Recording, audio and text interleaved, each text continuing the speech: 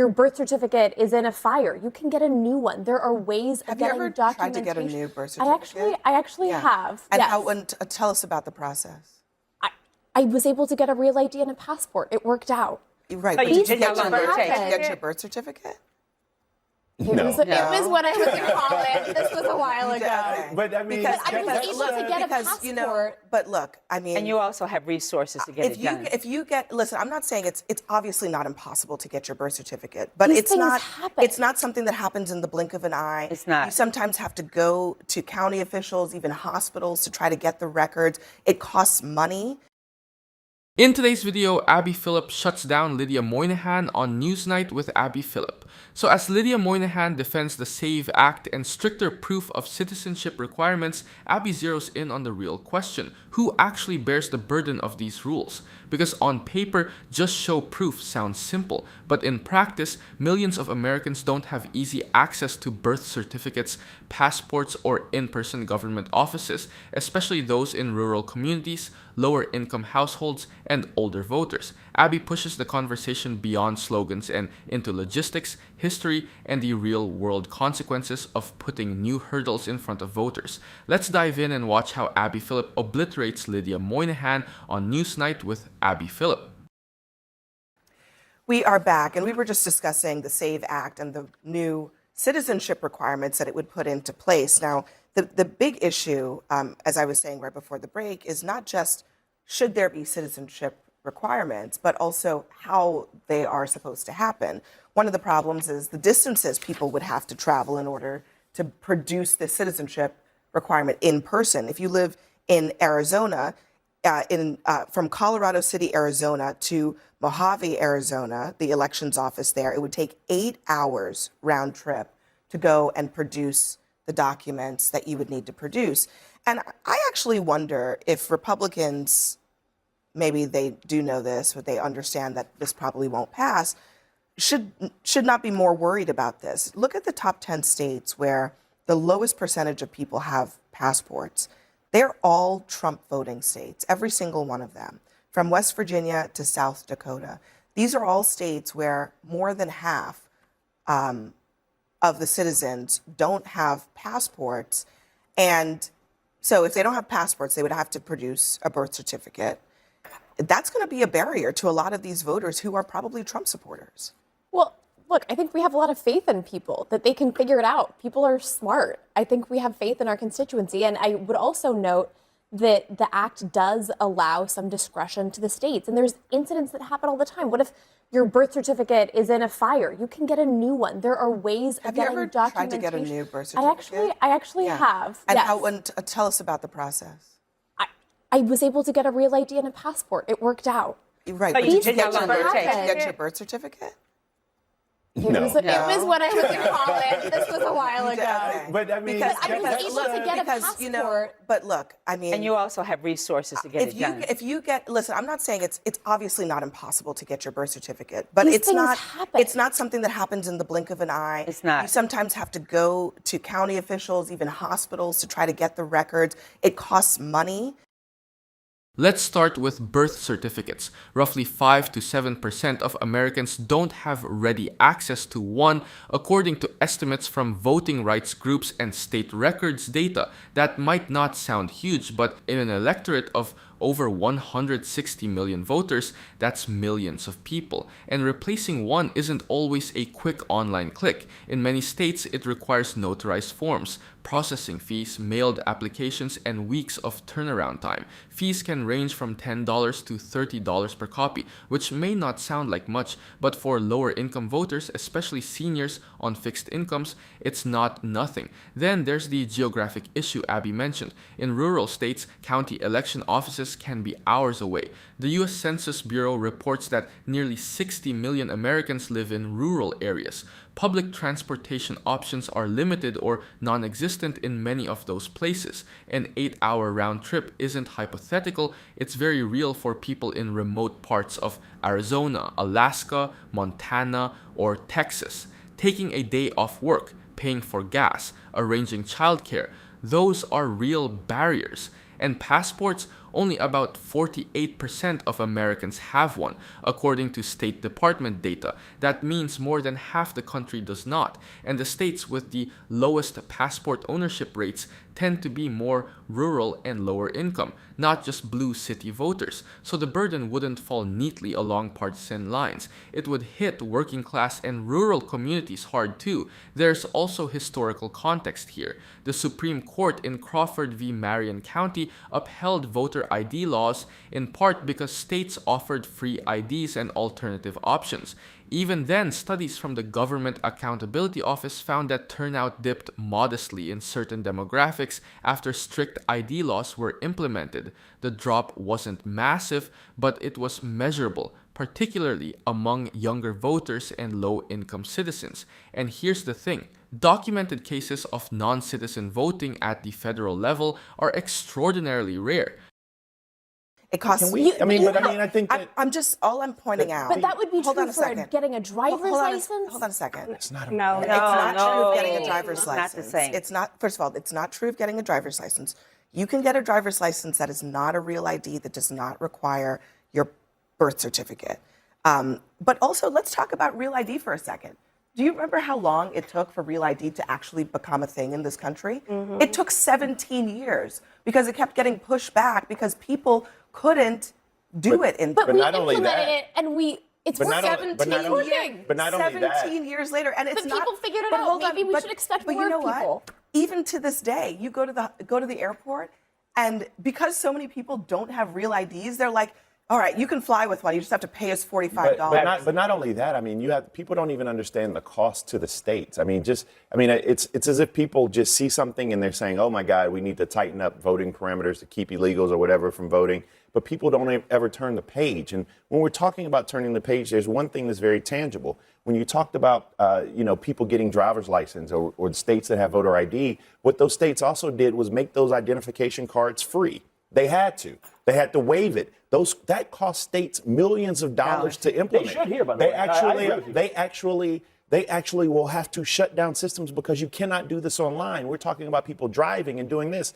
And so that's one thing. The other thing is the historical point that people somewhat disregard. And I think, and I'm not sure that you understand the historical consequence to what you're saying when you're saying that we should expect more from people or people will have to jump over this bar because there are groups of people in this country that traditionally, and this is a moment of empathy that I think we can both see eye to eye on, that there are people in this country who historically have had to jump over hurdle after hurdle after hurdle after hurdle. There have been people, one second, Joe. There have been people who have died. There have been people who've laid on jailhouse floors. There have been people who have beaten just so they could have the franchise. And we've heard before, you should be able to read a literacy test. You should be able to drive here. You should be able to do that. I think we should start from a point of how do we allow more people into the process instead of the point of how do we restrict it. I didn't mean to cut you off, but I was cutting you off. I know, yeah. Now, Just like what Abby said, getting a replacement birth certificate, passport, or other primary proof of citizenship isn't like grabbing a duplicate library card. In many states, it requires a paper application, notarization, mail documentation, and a processing fee. Some states charge expedited fees on top of that. If your records are out of state, you're dealing with a different bureaucracy entirely. And if you were born at home in a rural hospital that's since closed or outside the continental US, that process can get complicated fast. Then there's the cost to states. When voter ID laws were implemented in places like Indiana and Georgia, states had to allocate millions to produce free IDs, expand DMV hours, and conduct outreach campaigns just to avoid legal challenges. That's before you even factor in staffing election offices to verify citizenship documents in person.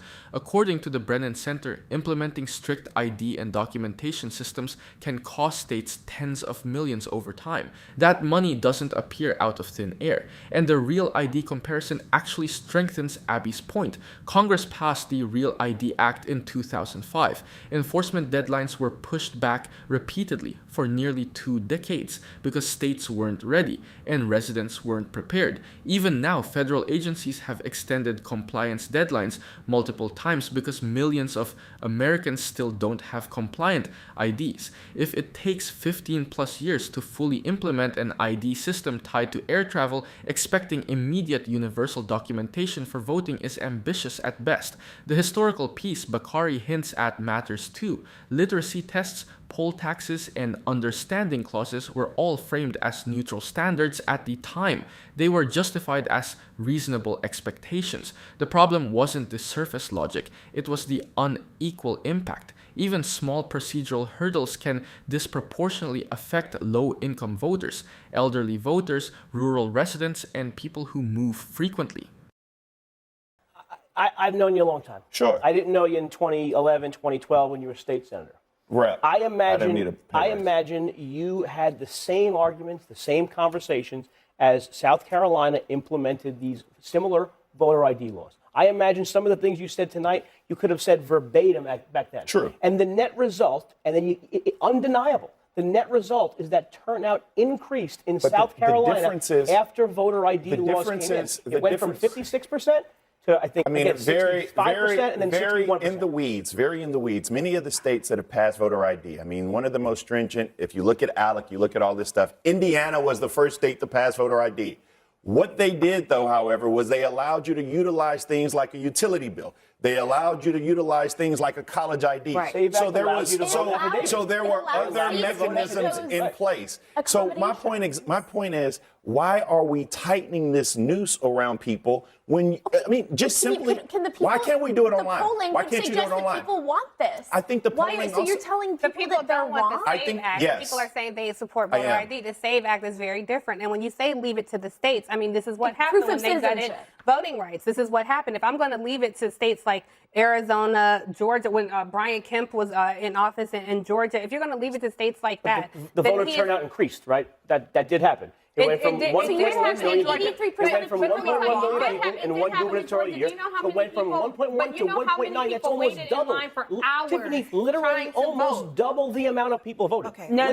Let me let the judge have a second. Let me also say, You're from Georgia. I am from Georgia. The numbers are the numbers. 30 seconds, 1.1 to 1.9. We have 30 but you're saying that in an isolated thing. There were other factors that increased the turnout vote out. You are factoring who's running, you are factoring what's at line. They wouldn't be able to vote. That didn't happen. But I think... Oh, it did, though, Joe. It did in Georgia. That's another topic for another time. All right. It very much is. We appreciate the robust debate about the policy here. Everyone, thank you very much for being here. First, turnout rising in a given election cycle can be driven by dozens of variables: competitive races, high-profile candidates, ballot initiatives, demographic shifts, early voting expansion, mail-in voting rules, and national political energy. Georgia's 2018 and 2020 cycles, for example, were among the most heavily funded and nationally spotlighted elections in the country. Billions were spent on mobilization alone.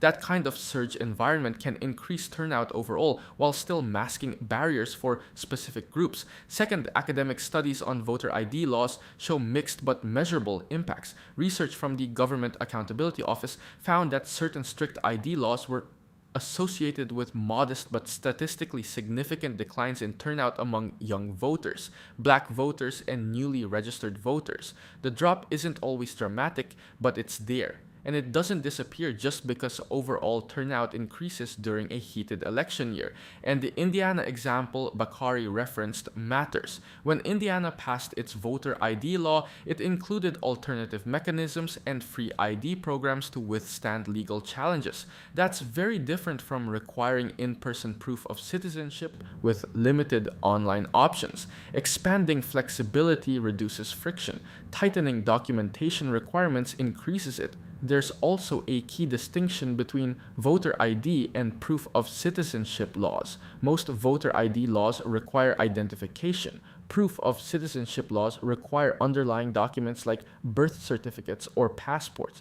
Those aren't interchangeable. According to State Department data, over half of Americans don't have passports. Replacement birth certificates can take weeks and cost money. That's not hypothetical. It's administrative reality. And on the leave it to the states argument, history makes people cautious.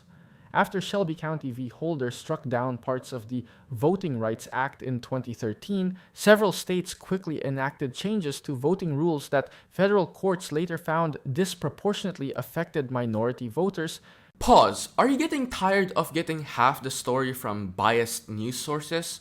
One outlet says one thing and another says the complete opposite. How are you supposed to know what's actually true? That's where ground news comes in. It lets you compare how different media outlets, left, right, and center are covering the same story. So you can see the full picture instead of just the echo chamber. And here's the best part.